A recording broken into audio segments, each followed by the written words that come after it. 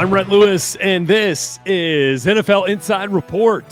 One day after the extravaganza of names and dates, the schedule release is now done. We know where, when, and how all 272 regular season games over the course of 18 regular season weeks will play out. And here to help us break it all down here today, our friends Judy Battista and Jeffri Chadiha.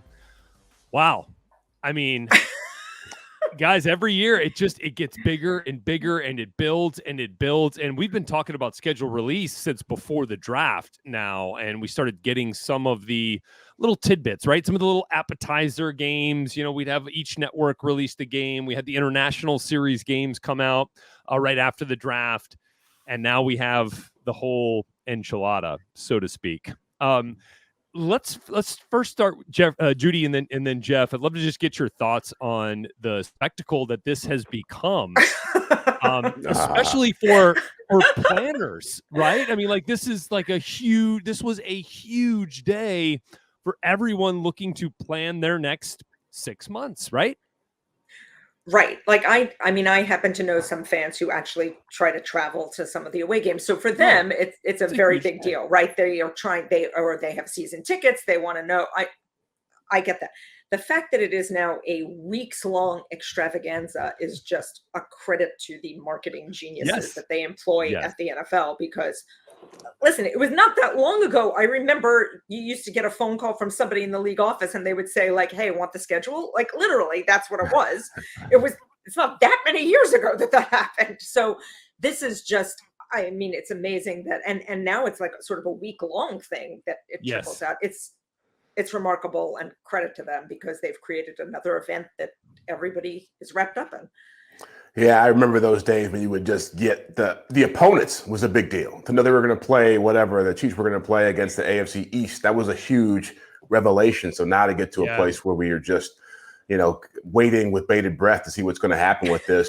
Jeff, I remember like the cards that I used to put on my refrigerator, like the little mini cards for just one team. That's so 20th century, right? Come on. Yeah. We're way beyond that. This is like, I'm waiting for Jerry Jones to introduce some kind of a reality show where you actually have every city doing some big event trying to top each other, explaining this, because all the social media teams out there for every team are doing it now, right? Right. Yeah, that's a great point. And credit to all the social media teams out there. All departments just do a phenomenal job, making schedule release into this huge piece of digital entertainment, so to speak. And it's really fun to see how the creativity that's out there amongst all of our team social clubs, and of course our own here at NFL Media as well. I would watch a Hard Knock style show on the schedule group, like the people who are in the room, like the day that Tom Brady unretired, like after they had already started planning for him to be retired. Yep. Like, I would like to watch that episode of what happened? Like their heads blowing up and like ripping up the schedule and going back. I think I'd watch that stuff. I would agree, because it's a great point. Like, how many games would have been in prime time for the Bucs? If Brady wasn't there, and now of course they're very well represented on the primetime schedule, clearly. So I'm also curious, as you guys spend many of your Sundays on the road or at games, period, because as I understand it, there's a certain individual in our newsroom who controls many of these game assignments and many of these quote unquote requests. And I was told that when the international series came out, if you happen to request, you were already out of the running. How does that work as you guys who spend so much of your fall and winter, on the road and covering so many games? And Jeff, I'll start with you, and then Judy, I'd love to get your take here. What does this day do for you as you kind of start to begin to plot out, okay, this is something it could be here, it could be there, that sort of thing? I'm sure Judy would agree with this. I think for me, generally there's different phases of the schedule that you kind of know. The first couple of weeks, there's a lot of buildup and excitement because you want to see these matchups. You see Bills, Rams. Oh, I can't wait to see. And then by the time you get to week 3, week 4, you kind of know who's good, and you kind of know who was overhyped and who's not going to be. who's going to be disappointing, and the games become a lot more harder to predict where you want to go watch teams play, because you're going to see some weird matchups, some not that entertaining matchups. So you go through that phase and you get to around midseason, and then towards the end of the year, things pick up because you kind of know the playoff race is in play. So for me, that's kind of more of how I look at it. Just early on, there's a ton of buzz, but by week 3, week 4, you're kind of like, do I really want to watch the Commanders play the Texans? It's just it's not something I want to see. You can probably say right now you do not. You probably say, yeah. Yeah, I would agree with that. I think like it's very hard to map out past weeks 1 and 2, maybe 3, where you're going to go, because things sort out. I mean, unfortunately, we have injuries will happen. Like you get a much better feel after those opening weeks. I mean, I usually look at the schedule and like I look at week 1, like where are we likely to be in week 1? And then frankly, this year, I mean, on a personal level, I was looking at the Christmas and Christmas Eve schedule and like what's the travel likely to be there.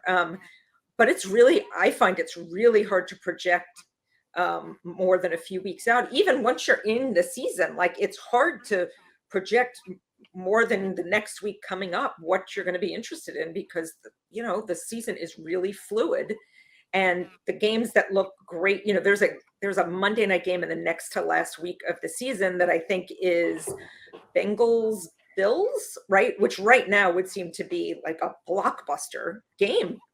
I mean, who the heck knows what the season's going to look like by then? So it's really hard to project what you're going to be interested in past September. Guys, stand by. Sorry, just for 1 second. I got screaming kids here. Hold on 1 second. Dude, you get in the house, boy. I tell you. Yeah, the garage is always safer in the garage. Lock the door. This is what happens when you get inside Rhett. Right. Live. You forget about what it's like out there in the real world, huh? Right. I'm not even seeing this room. I thought he found a different room to hunker down in. I like the beams in the ceiling. Yeah. I do get a kick out of snowflakes in a California home. That's right. That doesn't really make a not sense, but I guess you got to do it where not to you and me, Jeff. Yeah, that's right. Yeah, I'm like, that stuff goes down. Be reminded of snow. Yeah, that stuff goes down in February. Right. Yeah, we got to make it up. Like in the mountains, when people go skiing. And November, and December, and January, and February, and March. Yeah. Not just February. Oh, jeez. Sorry about that, guys. Okay. Bring them on. Come on. Yeah. You'd love. Sure. Okay. Yeah. So the show they were watching randomly turned off. Okay. Oh. Yeah. Heaven forbid. Yeah. All right. So let me pick this up here. Okay. In 3, 2, 1. Okay. So then like we've known, who the opponents are going to be for quite some time. We've known now since the season ended what the strength of schedules were going to be, right? With the Rams having the toughest strength of schedule, the NFC East having like collectively the worst strength of schedule, or the easiest strength of schedule, I guess I should say, which kind of makes sense based on what we've seen from that division in recent years. When you see the dates and you see when these teams are playing each other, Judy, does it feel like you have a better grasp on what those games will mean and what those teams are playing for at that time? Yeah, on both extremes, the really good teams and the really bad teams. I look at the Rams schedule, the Chiefs schedule, and you're looking at like the sort of really tough stretches. Like the Chiefs just have. I mean, man, what they're going to hurt it if they're in the AFC Championship game again this year, which is of course entirely possible. Like they're going to earn it, that's for sure. The Rams, the Bucks, I mean, Bengals, Bills, all outside of the division. Right. I mean, you look at, and what I look at when the schedule comes out is, I know we're sort of saying like, oh, it's just the order that we're waiting for, but the order is really important, right? Like, yes. Are they playing a ton of those games in a row where they're going from one, powerful opponent to another, and in the cases of those teams, they are. So yes, I do think you get a better feel for what that season is going to be like. It's going to be hard. For instance, the Patriots, who we haven't talked about, but the Patriots have a really tough stretch at the end of their schedule, and like you're just looking at that like, wow. I mean, that is going to be a test of a team that I don't think we really have a great feel on after this offseason. So yeah, you definitely get a feel for what their season might look like. Yeah, Jeff, do you kind of see the order of these things, and maybe not even the end, but like, we look at a team like the Chiefs who really struggled at the beginning of the season last year, right? And then you look at some, and then they were able to figure it out, towards the middle and then down the stretch, of course. But do you look at like the way teams are going to have to start the season, like especially teams where we have high expectations, and the run that they're going to go, the road away, the amount, like you have the Saints starting with 3 division games in a row in the first year of the Dennis Allen era. There's some real interesting quirks at the beginning of the season as well. Yeah, I was intrigued by certain teams, some of the better teams. Some had really tough beginnings, like the Chiefs. I mean, you're right. 7 out of 8 games are against playoff teams from last year, which I've never seen that before. Right. For a team with the Tom Brady's and the Josh Allens, all those guys coming at you. But then like team like the Bengals who played the Super Bowl, like their last 6 games are pretty brutal with the Bills and the Ravens and the Patriots and the Broncos and the Bucs. So it's just I do feel like there's going to be some teams that if they start slow, the Chiefs did last year, which was atypical. They're usually a pretty good team in September, but if they start 3-4, I don't see how they come back from that. Whereas on the flip side of it, if the Bengals are kind of hovering around 5-5, 6-5 going into the end of the season, trying to make a playoff push, like I don't know how you survive that kind of crucible. And so I do think it makes it more entertaining. But keep in mind, going back to the Chiefs example, last year they had a stretch there after that 3-4 start where they were playing the Packers, the Cowboys, and I forget somebody else in a 3-game stretch, the Raiders in a 3-game stretch, and Aaron Rodgers got COVID. I think Amari Cooper was knocked out for COVID, and the Cowboys had a couple D linemen down, and so all of a sudden, you try to predict this stuff, but people get hurt, things happen, things can change. The Cowboys are like that too. Like the Cowboys, I think, have a tough few games. They have the easiest strength of schedule based on last year's results in the league, but there is a stretch early where they have their tough games, and so they got to start fast, and then things ease up. Like they should be able to roll up wins, in the second half of the season. But that first part of the season, they're going to get. It's a real test, I think, to see, where they fit in among the league's elite teams. Yeah, and I'm just looking like week 1 is insane. Bonkers. No, like we're 118 days away from the kickoff game, which might be on paper one of the best kickoff games we've ever, had scheduled with the Buffalo Bills, who, I don't think anybody would have batted an eye if they would have ended up in the Super Bowl, right? Based on the game they played against the Chiefs. And then you have, them playing against the Super Bowl champion LA Rams right here in Los Angeles. Bills Rams, insane, 118 days away from that game as we sit here taping Inside Report today. And then you've got, like I said, a number of division games, Saints and Falcons, one of the more bitter rivalries, in the league, kicking things off. You've got Steelers Bengals, another fantastic division matchup. Got a brand new quarterback going to be starting for Pittsburgh. Baltimore and the Jets. The Ravens and the Jets, 2 teams with great expectations now based on what they've done this offseason. Patriots and Dolphins, always a fun one. And that one in Miami in September. Yeah. Patriots struggle with the weather in December in Miami. Big advantage for the Dolphins to have that there. Huge. And then Tampa and Dallas on Sunday night, and then Denver and Russell's return to Seattle to open things up on Monday. Like, are you not entertained? Yeah. Well, and it really is the natural extension of what you've seen happen over the last 2-3 years with the offseason. There's just been so much happening. Whereas, even like 5 years ago, it wasn't, you'd have free agency, you'd have the draft, but now it's like people are making blockbuster trades and huge moves. And even during the draft, the first day of the draft, you got 8-9 trades happening. There's just so much of a push that all these teams are making to be good. So when you get to week 1, this is the culmination of that. And that's what I was saying. Like after a couple of weeks, you find out how good teams actually are, but you want to see how this all looks on paper. Even the Jets, what they've done in the last couple of years for the draft, and Zach Wilson, it's intriguing. What is he going to look like? What is Tua going to look like in Miami with all these weapons? And these are the teams that aren't even the cream of the crop in the AFC. Right. Sure. All right, guys. So as we, assess what the schedule, now is going to look like once we see where and when these games are being played and what time and on what network and whether they are in prime time or not, as we've kind of talked about here, it gives us a little bit of a better grasp on what these teams might end up looking like based on how we view them at this point. Obviously, a lot can change, injuries, camp, but we're going to take a quick break, and when we come back, it's never too early or way too early predictions. Yes. The groans ensue. Yes. Way too early predictions of all sorts when we come back here on Inside Report.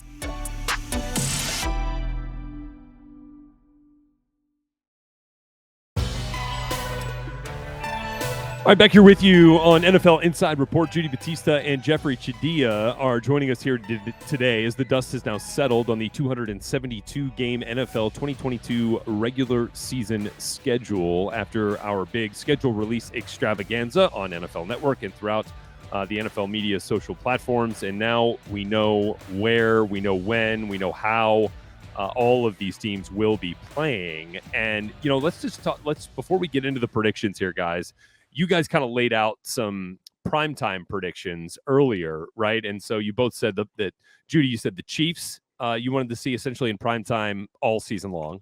I would like an entirely separate package of AFC West games. Yes. But the Chiefs sell that, I think. The Chiefs will be well represented in primetime. Does that satisfy you? Yes. Yeah. But I would watch, seriously, I would watch the Chiefs every week if I could. And then, of course, Jeffri, you said the Bucks, who also have 5 prime time games. We're going to see them on Sunday night. We'll see them on Thursday night, Monday night, all of the primetime mechanisms. And they'll have 3 of those games at home, Chiefs, Ravens, and Saints. Going to be phenomenal. And then on the road at the Cowboys and the Cardinals, there's a lot to like there, too, as, Tom Brady's return threw a wrench into the scheduling algorithm.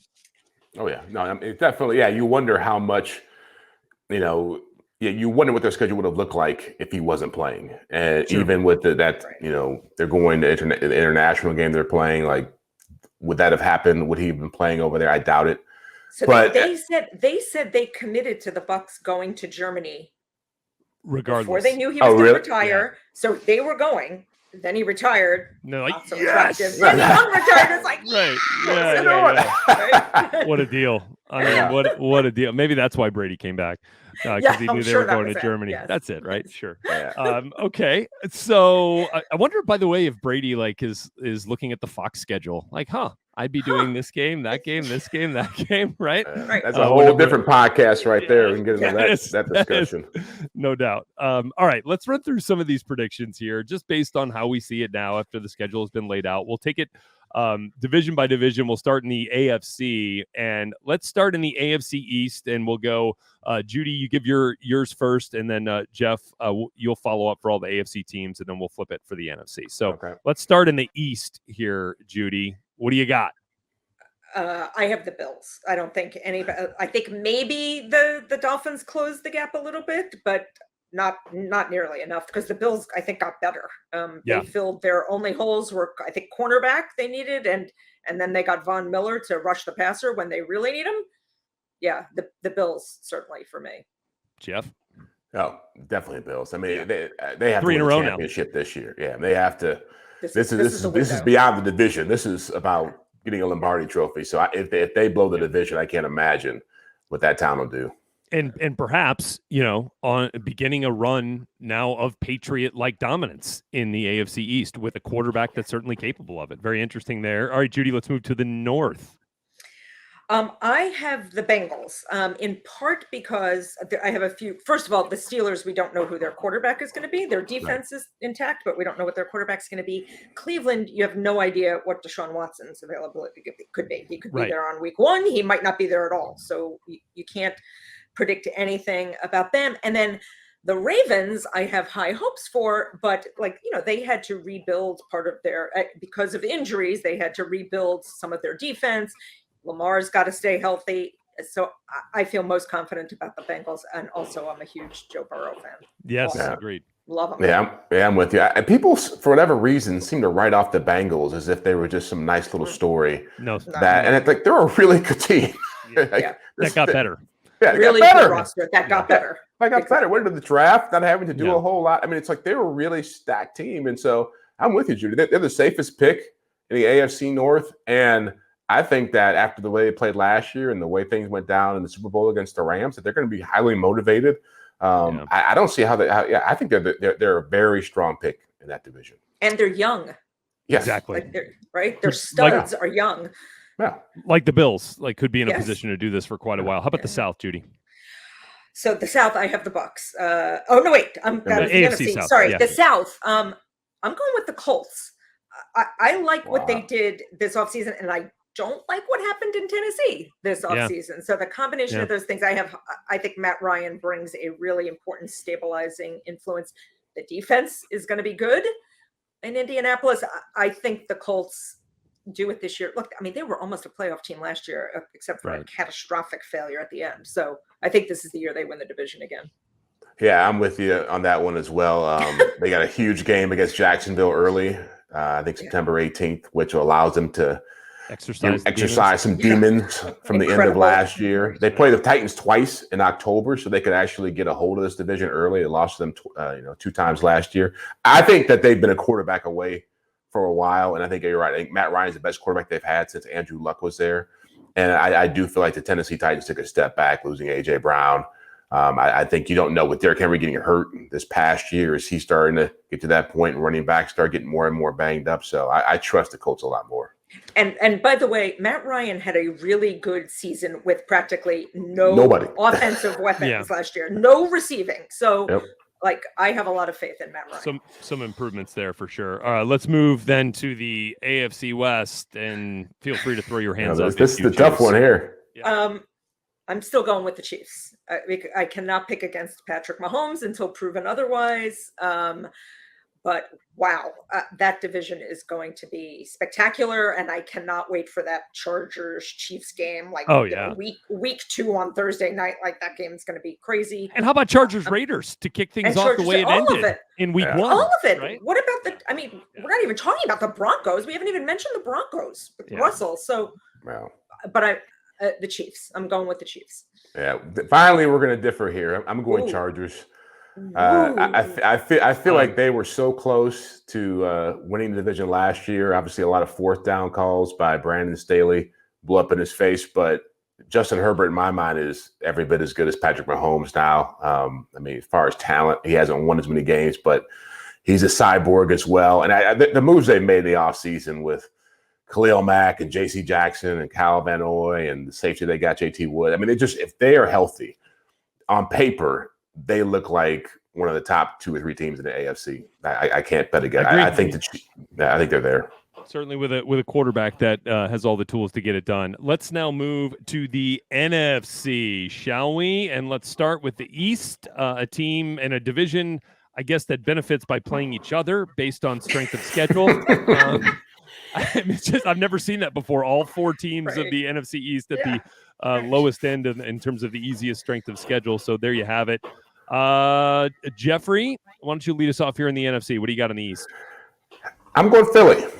And I know the Cowboys won it last year, but I just feel like the Eagles, I think getting A.J. Brown is going to help out Jalen Hurts a lot. I like what they have offensively around him, even though he's got to improve as a passer with Devontae Smith and Dallas Goedert and Miles Sanders. I feel like Nick Sirianni is a better coach than I thought he was going to be. And I just think Dallas is talented, but it feels like every other year you don't know what you're going to get from them. I have the Cowboys, but I'm not completely confident about that pick. Let me just say that because I do think the Eagles have very much closed the gap.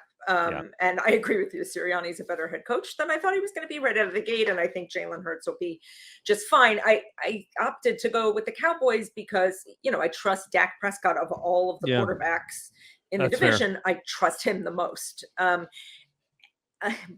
But am I solid? And they were undefeated in the division last year. Yeah, and I think that in some ways they're going to be a little bit better as long as they stay healthy along the offensive line, which has been a real difficult piece of that equation the last few years. Let's move to the North, Jeffrey. Oh, this is Green Bay's division as long as Aaron Rodgers is playing quarterback. It's probably going to compete for the worst division in football. If you took the Packers out of there, you couldn't find much, even without much Devontae Adams, right? Yeah. Yeah, I mean, it's just Packers. I mean, Bears, Vikings, Lions. I can't see them coming anywhere close to competing with the Packers in this one. Yeah, I mean, I think the Packers, like if Aaron Rodgers said, I'm going to play this season throwing with my left hand instead, like, okay, yeah, let's do that to liven things up. Sure. The Packers. And then in the South, Tampa Bay runs away with it again. Jeffrey, how do you see it? I don't know if they run away with it, but the Saints will give them problems because the Saints have been beating them in the regular season. Exactly, until it matters most. But yeah, I think Tom Brady coming back again. This team won a Super Bowl 2 years ago and had a lot of key players banged up. They're getting them back. I think keeping Todd Bowles there, moving him to head coach. I think there's a lot of excitement. I think he'll bring a different vibe to it. And so, yeah, I think Brady in a swan song potentially. Not betting against that. Yeah, I have the Bucs too. That roster is still almost entirely intact from the Super Bowl roster. And look, it's Tom Brady. I'm not betting against Tom Brady. We've all done that. We made that mistake. I'm not doing it again. And then finally, Jeff, in the West, back-to-back Rams champs or what? I think so. I mean, the Niners, a lot of offseason drama there with Deebo Samuel, and you just don't know. If Trey Lance is their starting quarterback, I don't know what you're going to get. If Jimmy Garoppolo is still there, which I doubt he will be, that would just be awkward and strange. I just think that the Rams are the safer pick. And look, they made some good moves in the offseason too. They've done very well bringing in, they've gotten better at linebacker. They've gotten better at receiver. I don't know how Les Snead is doing it, but they always seem to find money to pay guys. Judy? Yeah. Yes, I agree. I think the Rams window is still wide open. The fact that there's so much uncertainty at the Niners really sends them down my list. What are you getting from Trey Lance if he's the starting quarterback? Is Deebo Samuel going to be there? I mean, I have a lot of faith in Kyle, but no. All right. There's your 8 division winners. So now the big one. Fast forwarding all the way to February. Our Super Bowl predictions on May 13th. Judy, Thanks. You're up first. Thanks. Yeah. So my Super Bowl matchup is Bucks Bills. Oh, I love it. Oh, yeah. And I have the Bills winning the Super Bowl, mostly because I think that roster is loaded. Finally, the bride. The roster is just loaded. And if you get through the AFC, you have already gone through the gauntlet, right? The AFC is so loaded this year. They will be battle tested. Not to say the Bucs won't be, but not to the degree that the AFC teams are going to be.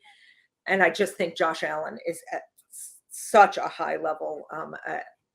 They are my champion. The Buffalo Bills. Yes.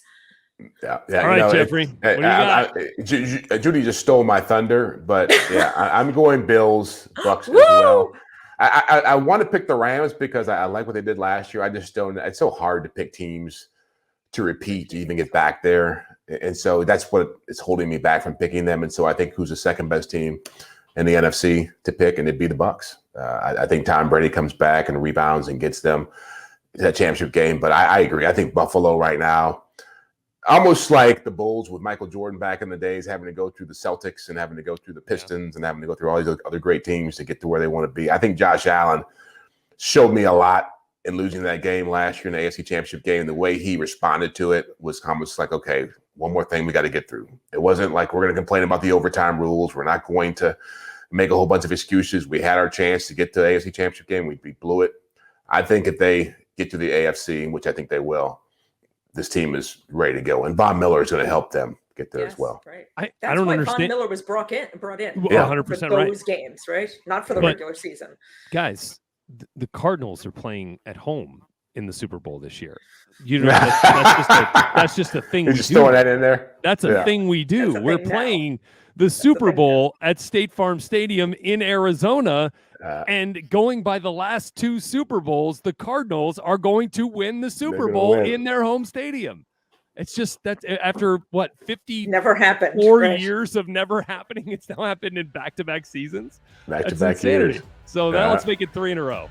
So there you go. Jeffrey and Judy, guys, thanks so much for your insights and for having some fun here with us on Inside Report. Certainly appreciate it. And we'll catch up with you guys again here real soon. No problem. Good Thank you, see man. You guys. Take care.